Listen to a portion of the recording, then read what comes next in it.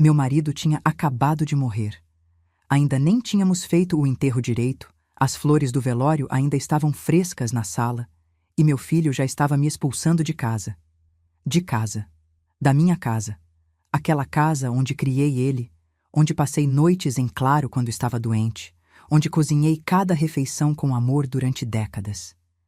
Ele olhou nos meus olhos, sem um pingo de remorso, e disse as palavras que jamais vou esquecer. Vai morrer em outro lugar, sua velha.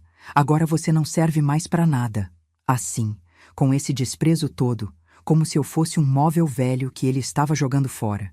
Ele tinha herdado a casa e 100 milhões do pai e achava que isso lhe dava o direito de me jogar na rua como um cachorro.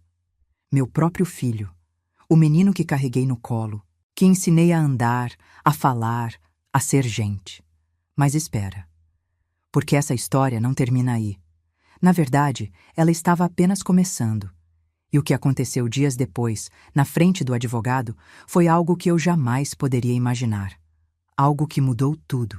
Completamente tudo. Antes de continuar, quero te contar uma coisa.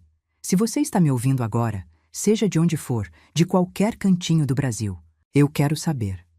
Comenta aí embaixo de onde você está me escutando. E se você gosta de histórias reais como essa, histórias de superação, de gente que não desistiu mesmo quando tudo parecia perdido, se inscreve no canal.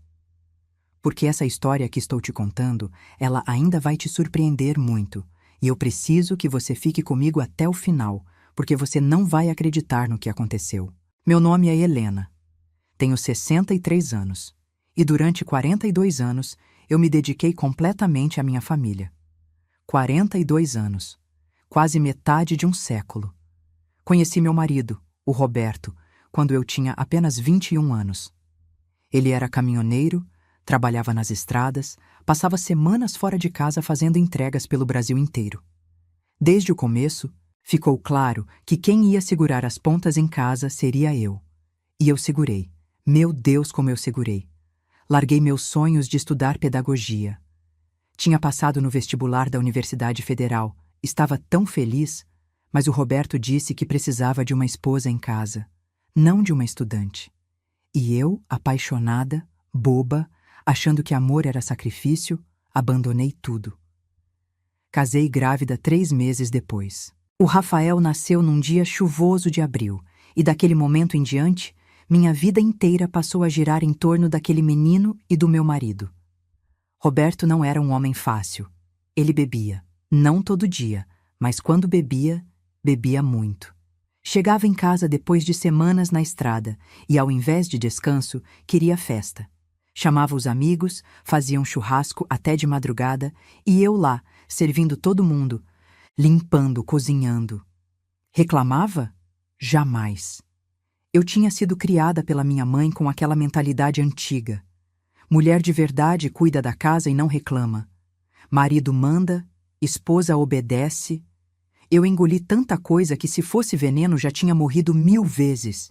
Mas o Rafael... o Rafael era minha alegria. Pelo menos era o que eu pensava. Aquele menino era minha razão de acordar todo dia. Eu fazia tudo por ele. Tudo mesmo. Quando ele quis fazer aula de futebol, eu lavava roupa de fora para juntar dinheiro. Quando ele quis um videogame igual ao do amigo, passei 3 meses fazendo faxina na casa da dona Conceição para comprar.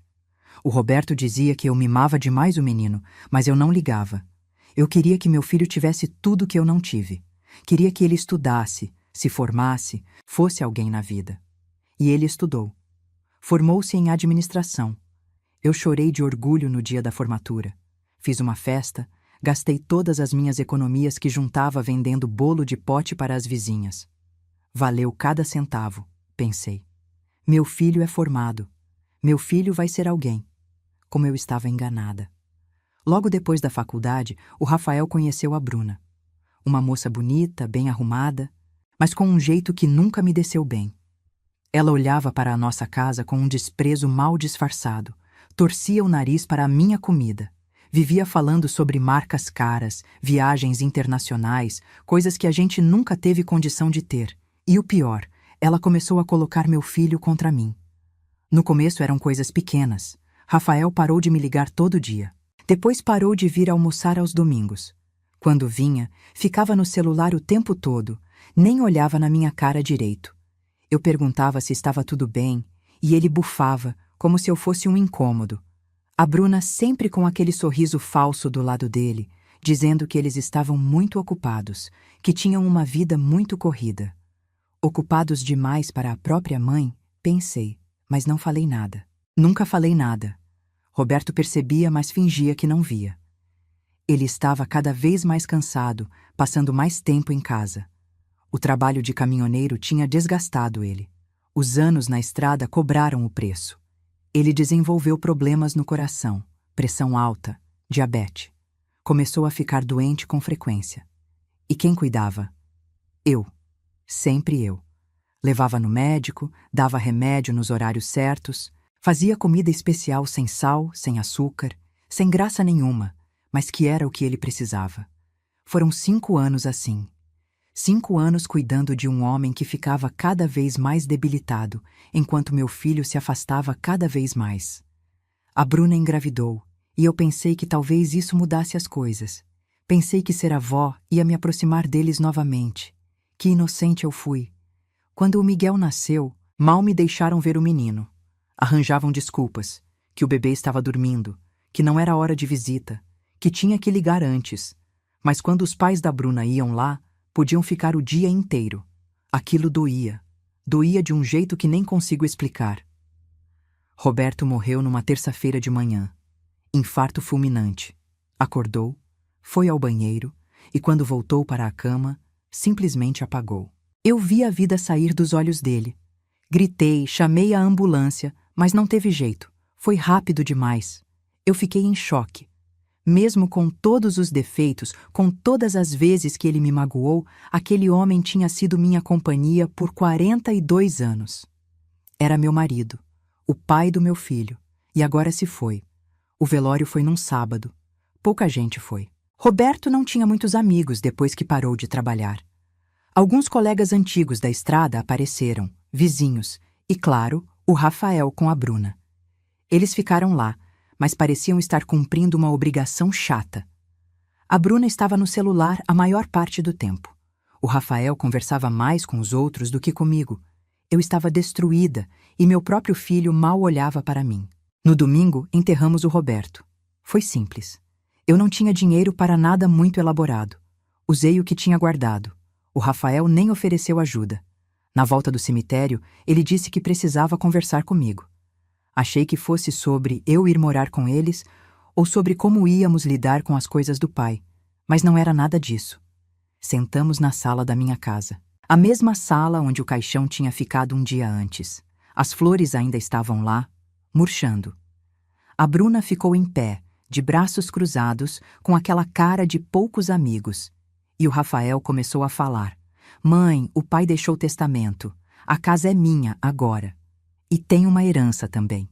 100 milhões. Eu fiquei sem entender. 100 milhões? De onde? Roberto era caminhoneiro a vida toda. A gente nunca teve dinheiro sobrando. Como assim 100 milhões? O Rafael explicou que o pai tinha guardado dinheiro a vida inteira, que tinha investido, que ele nem sabia disso até o advogado ligar. Fiquei boba. 42 anos casada com um homem e ele nunca me contou que tinha juntado tanto dinheiro? Enquanto eu quebrava o galho lavando roupa dos outros, ele estava sentado em cima de 100 milhões?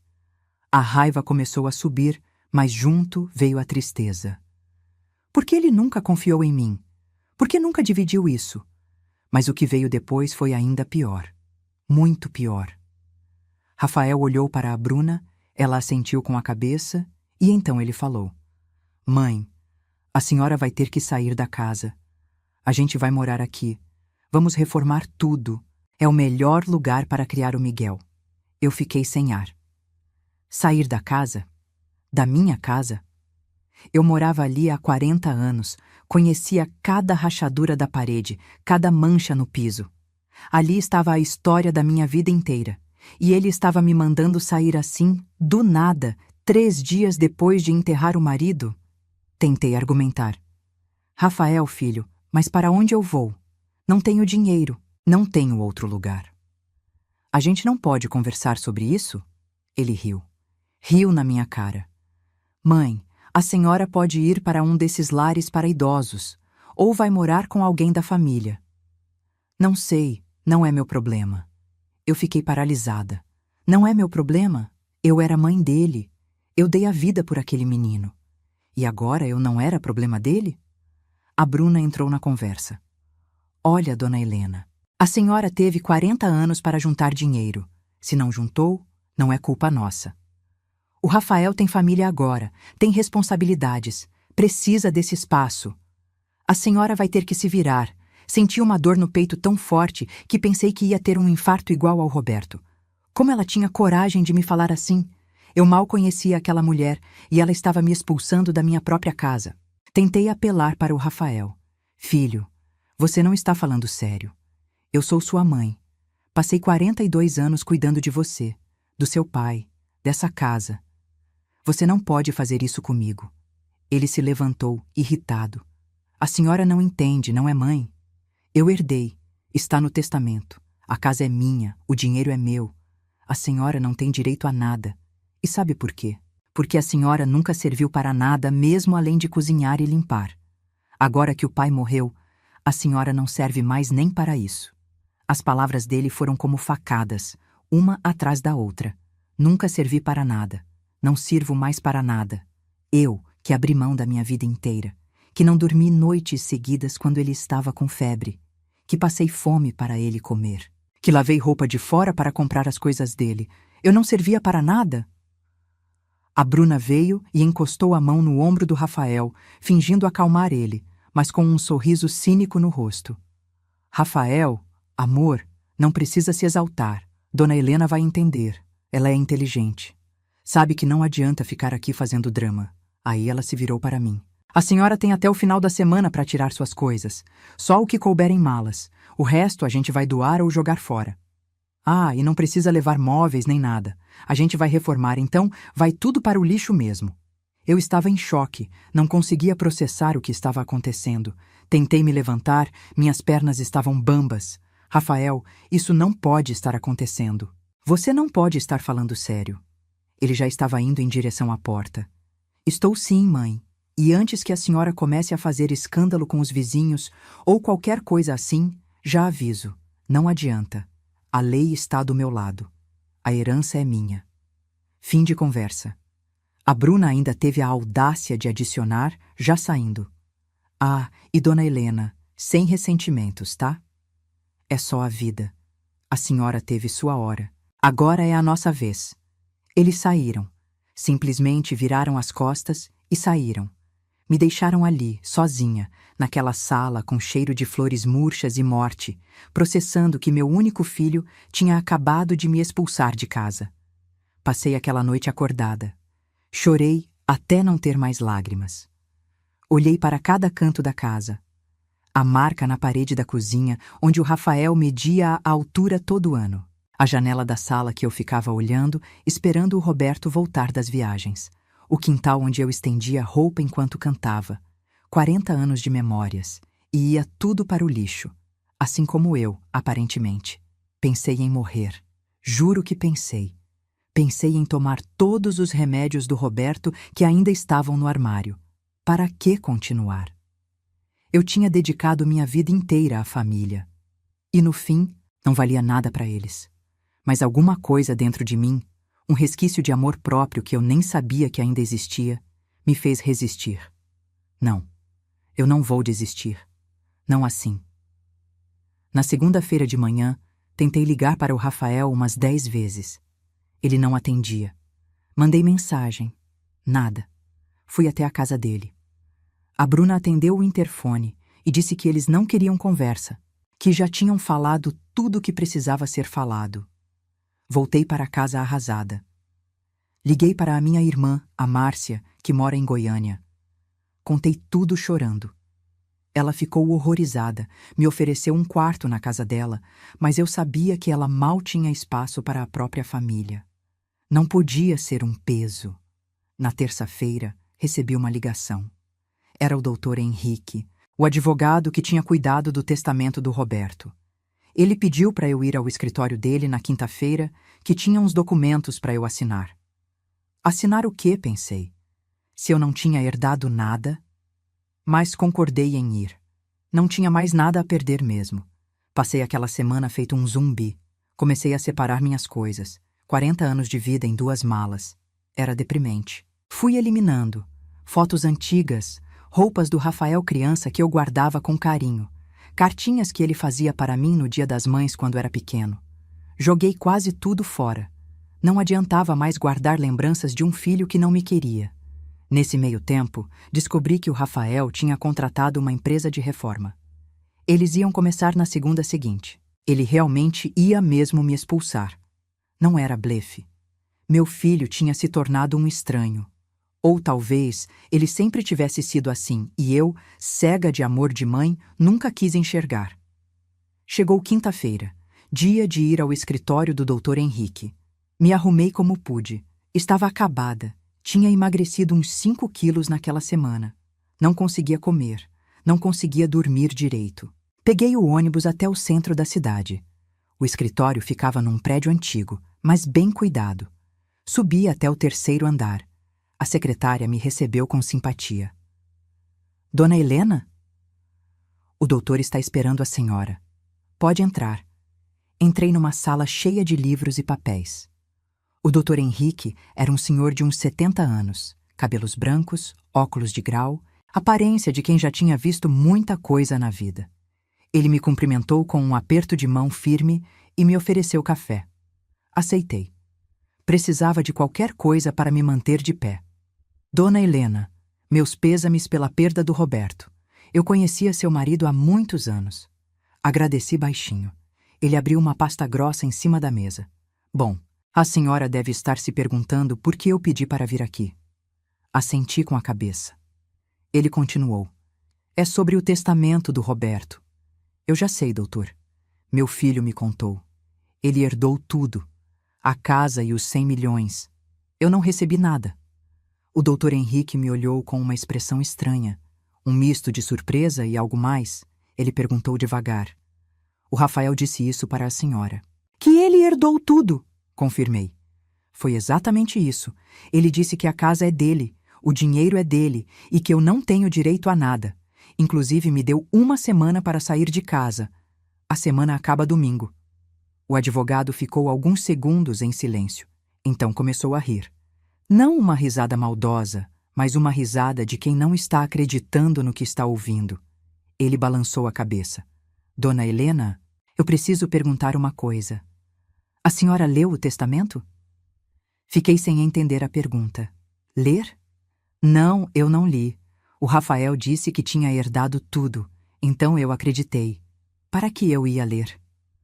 O doutor Henrique se inclinou para a frente, com os cotovelos na mesa. Então a senhora não sabe. A senhora realmente não sabe. Não sei o que, doutor? Estou confusa. Ele pegou um documento da pasta e colocou na minha frente. Dona Helena, o Rafael não herdou tudo. Na verdade, ele não herdou quase nada. Senti meu coração disparar. Como assim? Ele explicou, apontando para o papel.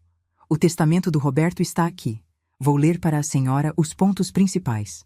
Escutei, ainda sem conseguir processar direito. Ao meu filho Rafael, deixo a quantia de 500 mil reais e minhas ferramentas de trabalho.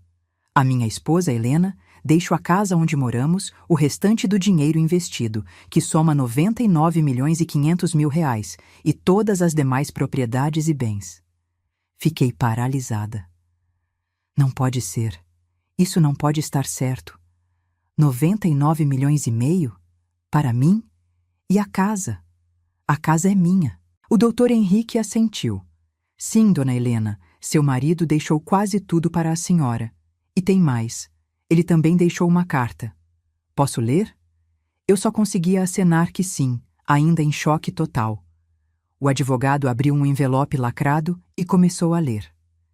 Helena, se você está ouvindo isso, é porque eu já parti. Peço desculpas por nunca ter te contado sobre o dinheiro. Eu sei que fui um marido difícil. Bebi demais, fui ausente demais, te deixei carregar o peso da casa sozinha. Mas eu via tudo que você fazia. Cada sacrifício, cada noite sem dormir, cada lágrima que você escondia de mim. Comecei a chorar. O doutor fez uma pausa, me ofereceu um lenço e continuou. O dinheiro que juntei foi com muito trabalho. Cada real foi guardado pensando em você, para o dia em que eu não estivesse mais aqui. Eu sei que o Rafael não tem o caráter que a gente esperava. Eu vi ele se tornar ganancioso, egoísta. A Bruna piorou tudo. Por isso, decidi deixar para ele apenas o suficiente para ele não passar necessidade, mas não o suficiente para ele esbanjar. As lágrimas desciam sem parar. O Roberto sabia. Ele sabia de tudo. O doutor continuou lendo. Para você, minha Helena, deixo tudo. A casa é sua. O dinheiro é seu. Você merece. Você sempre mereceu. Peço apenas uma coisa. Viva. Viva a vida que nunca viveu por minha causa. Viaje. Estude.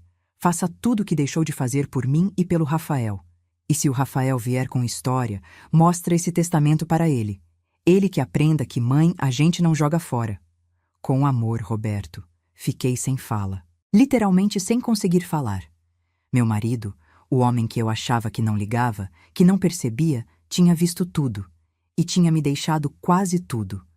O doutor Henrique fechou a carta e olhou para mim com seriedade. Dona Helena, a senhora entende o que isso significa? A casa é sua. Seu filho não pode expulsar a senhora. Aliás, se a senhora quiser, pode expulsar ele. E os 99,5 milhões são seus. Legalmente, inquestionavelmente seus. Eu estava tremendo. Será que era verdade? Não podia ser algum engano.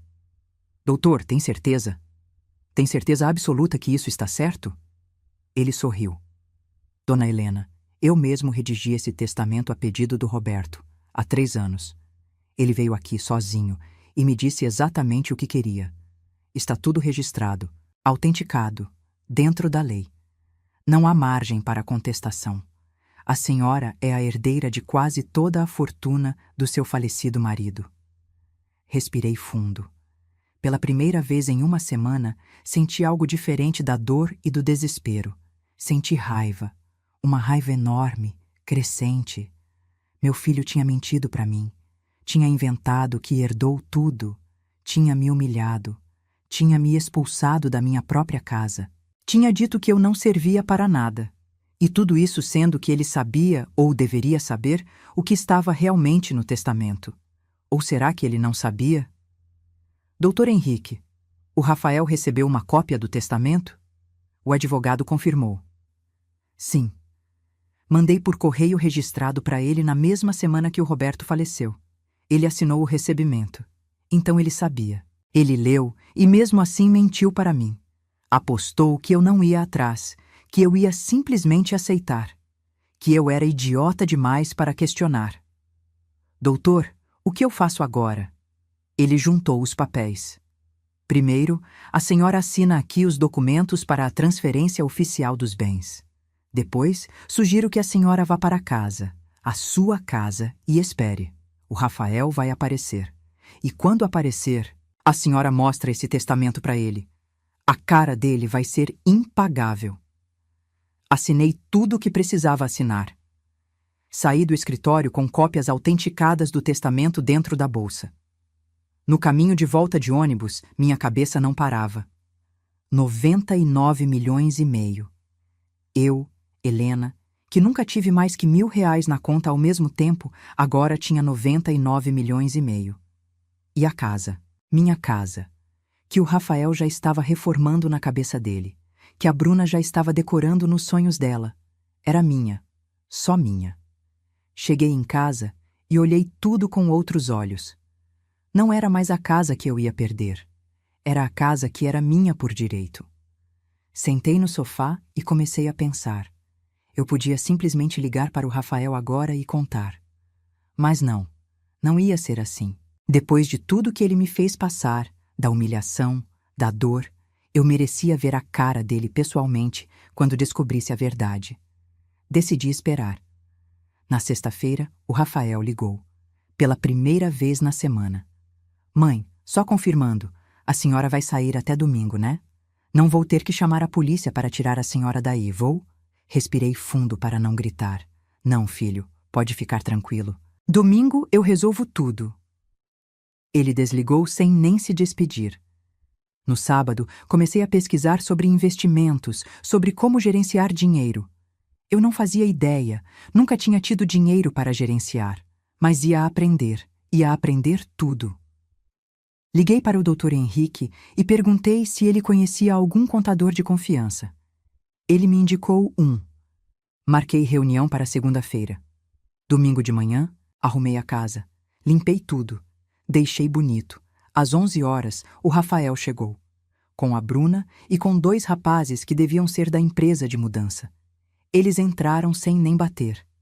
Mãe, cadão suas malas? Já devia estar tudo pronto. A Bruna olhava ao redor, já apontando o que ia mudar. Essa parede a gente derruba. Aqui vira um closet, ali uma suíte para o Miguel. Sentei calmamente no sofá. Não vou sair. O Rafael riu, daquele jeito prepotente. Como não vai sair? A gente já conversou sobre isso. A casa é minha. Olhei nos olhos dele. Rafael, você leu o testamento do seu pai? Ele fez uma cara de deboche. Claro que li. Está tudo lá. Herdei a casa e os 100 milhões. Balancei a cabeça. Leu mesmo? Leu com atenção? Ele começou a ficar irritado. Que história é essa agora? Que jogo você está fazendo? Não estou fazendo jogo nenhum, filho. Só quero ter certeza que você realmente leu o testamento. A Bruna se meteu. Dona Helena, para de enrolação. A gente tem muito o que fazer. Sai logo daí que os rapazes precisam começar a tirar esses móveis velhos. Peguei a cópia do testamento que estava na bolsa do lado do sofá e estendi para o Rafael. Lê em voz alta. Ele pegou o papel com raiva. Que palhaçada é essa? Eu já sei o que está escrito. Então lê. Lê para a Bruna ouvir também. Ele começou a ler por cima, displicente. Mas conforme lia, a cor foi sumindo do rosto dele. Ele parou. Voltou no parágrafo. Leu de novo. A Bruna percebeu. O que foi, amor? Ele não conseguia falar. Ficou branco. Branco como papel. O que aconteceu? O que está escrito aí? A Bruna arrancou o papel da mão dele e começou a ler. Vi o exato momento em que ela entendeu. Os olhos arregalaram. A boca abriu. Ela olhou para mim, depois para o Rafael, depois para o papel de novo. Isso não pode estar certo. Tem que estar errado. Tem que ser um engano. Levantei do sofá. Não tem engano nenhum. Esse testamento foi registrado há 3 anos. Está tudo legal. A casa é minha. Do dinheiro, vocês ficam com 500 mil. Eu fico com o resto. 99 milhões e meio para ser exata. O Rafael começou a gaguejar. Mas... Eu recebi uma carta dizendo que eu tinha herdado. Recebeu uma carta dizendo que você tinha herdado 500 mil reais e as ferramentas do seu pai.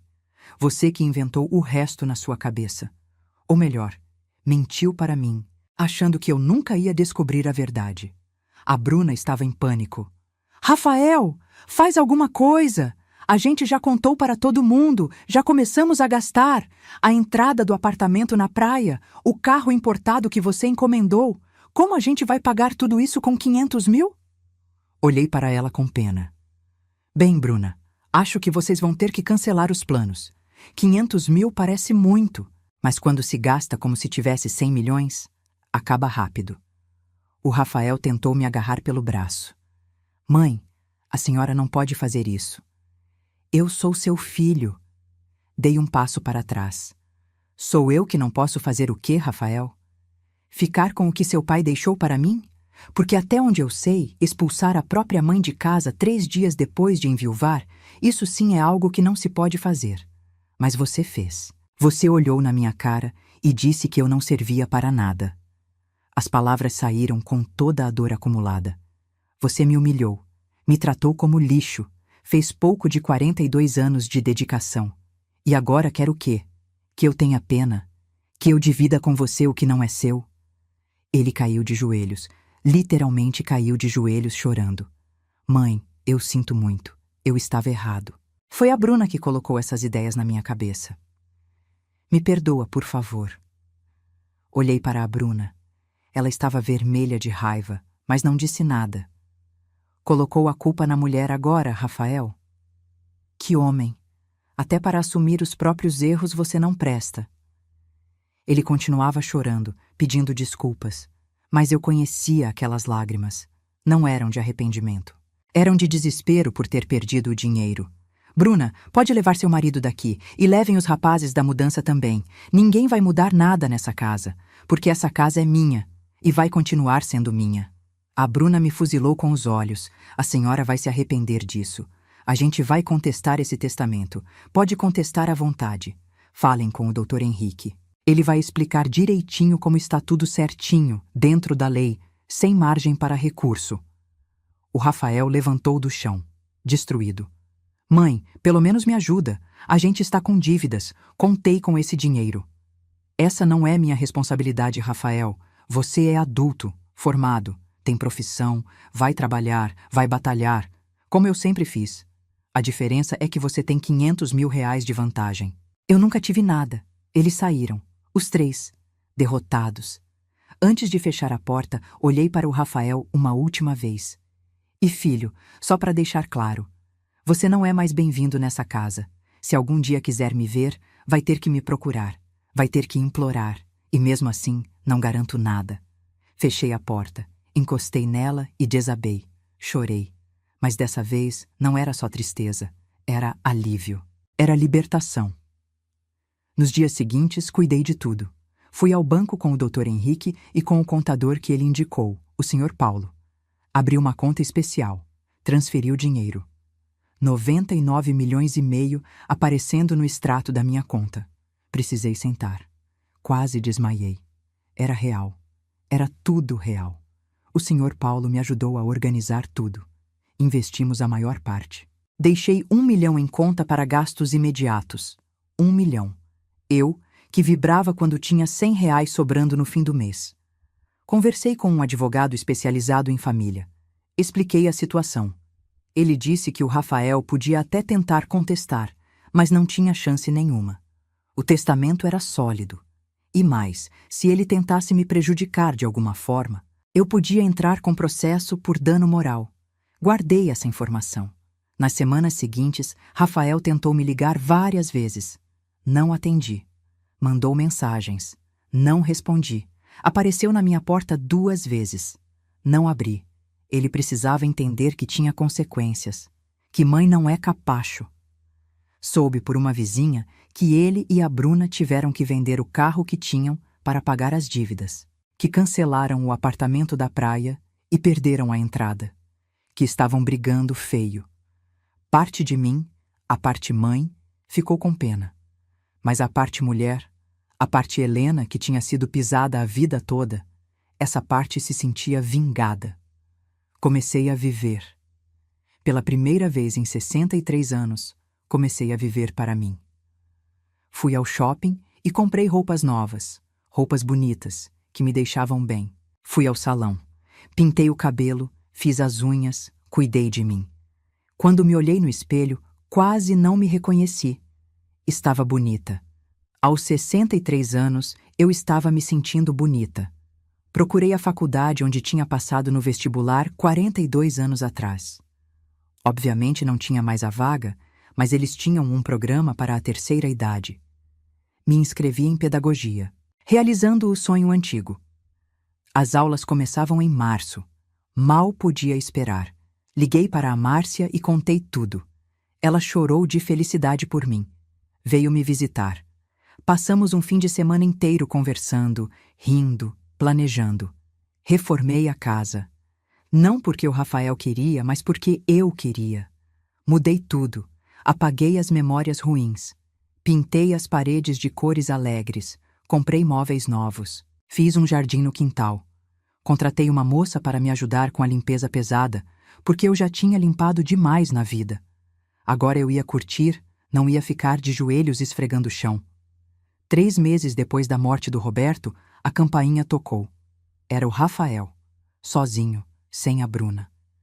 Ele estava com cara de poucos amigos, mas também de quem tinha chorado.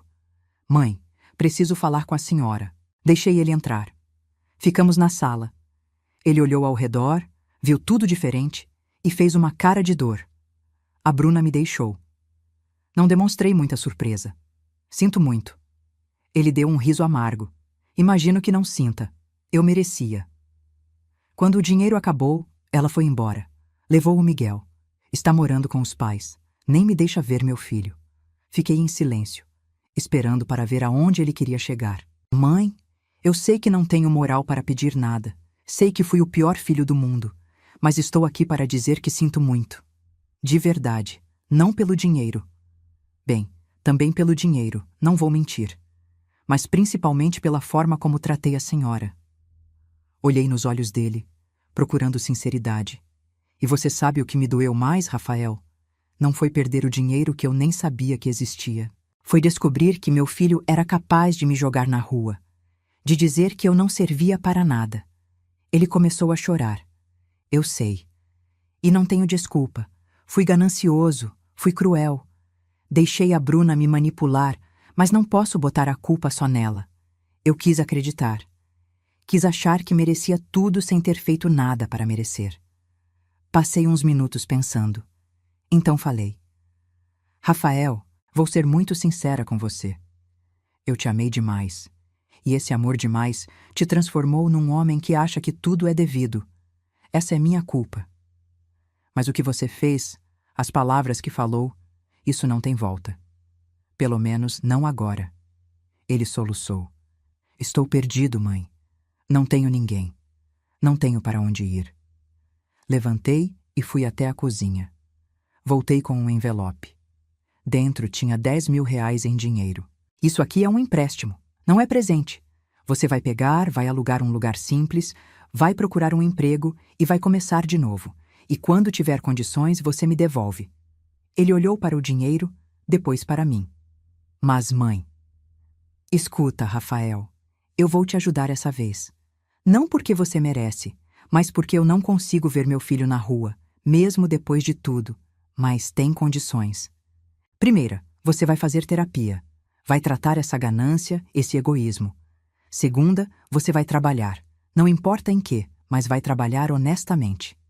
Terceira, você vai lutar para ter seu filho de volta. E vai ser um pai melhor do que foi filho. E quarta, você vai ganhar meu perdão aos poucos. Não vai ser hoje, nem amanhã. Pode levar anos, ou pode ser nunca. Depende de você. Ele pegou o envelope com mãos trêmulas. Obrigado, mãe. Eu prometo que vou mudar. Vou provar para a senhora. Vamos ver, Rafael. Vamos ver.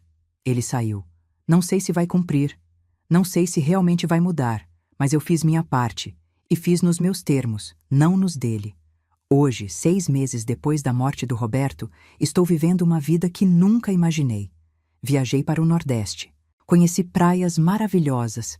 Comi em restaurantes chiques, fiquei em hotéis bons, comecei a faculdade. Sou a aluna mais velha da turma, mas também a mais dedicada. As meninas me adoram, me chamam de vó. Conheci um senhor no grupo da terceira idade da faculdade, o Antônio. Viúvo também. A gente sai para tomar café, conversar. Nada sério ainda, mas quem sabe. Reformei completamente minha vida. Tenho amigas agora. Saio. Vou ao cinema, leio livros, comprei um tablet e aprendi a usar. Estou no Instagram, postando fotos das minhas viagens. Minha irmã ri de mim, diz que estou moderninha. O Rafael está cumprindo o que prometeu, pelo menos por enquanto. Conseguiu um emprego como gerente numa loja. Está morando num apartamento pequeno, mas digno. Vai à terapia toda semana. Está lutando na justiça pela guarda compartilhada do Miguel. Me liga todo domingo. Conversas curtas ainda. Eu não consigo mais. Mas é um começo. Investi parte do dinheiro numa ONG que ajuda mulheres vítimas de violência doméstica, porque eu fui vítima também. Não de violência física, mas de violência psicológica, de anulação. E sei quantas mulheres passam por isso. Quero ajudar. Quero que outras Helenas descubram seu valor antes de passar 42 anos apagadas. Olho para trás e vejo uma mulher que não existe mais. Aquela Helena que aceitava tudo, que se anulava, que achava que seu único propósito era servir, morreu junto com o Roberto. A Helena de hoje sabe seu valor, sabe que merece respeito, sabe que não vai mais aceitar migalhas de afeto de ninguém. E sabe o que é mais engraçado? O Roberto, com todas as suas falhas, me deu na morte o que não me deu em vida: liberdade. Ele podia ter deixado tudo para o Rafael. Mas ele viu. Ele viu o que eu sacrifiquei e me recompensou. De um jeito atrasado, torto, mas me recompensou. E por isso sou grata. Às vezes ainda dói.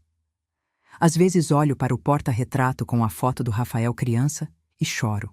Choro pelo que podia ter sido e não foi. Mas aí eu limpo as lágrimas, levanto a cabeça e sigo em frente. Porque eu tenho uma vida agora. Uma vida minha. E ninguém nunca mais vai tirar isso de mim. Se você está me ouvindo agora e já passou por algo parecido, quero que saiba uma coisa. Você vale mais do que te fazem acreditar. Não aceita ser tratado como se não fosse nada. Porque você é alguma coisa. Você é importante. Você merece respeito, amor, consideração. E se sua própria família não te dá isso, então você cria uma nova família. De amigos, de pessoas que te valorizam. Não desiste. Mesmo quando parece que acabou tudo, que não tem mais jeito, não desiste. Porque a vida tem dessas reviravoltas. E às vezes, quando você acha que chegou no fundo do poço, descobre que tinha um alçapão com um tesouro embaixo. Foi o que aconteceu comigo. Hoje tenho 63 anos. E pela primeira vez estou vivendo. Realmente vivendo. Não sobrevivendo. Não existindo. Vivendo. E não troco isso por nada. Por nada nesse mundo. E você que está me ouvindo até agora, até o final dessa história toda, eu quero saber. O que você faria no meu lugar? Teria dado outra chance para o filho? Teria sido mais dura? Ou mais suave? Comenta aí embaixo. Quero saber sua opinião. E se você conhece alguém que precisa ouvir essa história, alguém que está passando por uma situação parecida, compartilha. Porque às vezes a gente precisa ouvir a história de outra pessoa para ter coragem de mudar a nossa. Obrigada por me ouvir. Obrigada por ter ficado comigo até aqui. Essa era a minha história. A história de como eu descobri meu valor quando achei que não valia mais nada. E se eu consegui, você também consegue. Acredita em você. Sempre. Um beijo grande no coração de cada um. E até a próxima.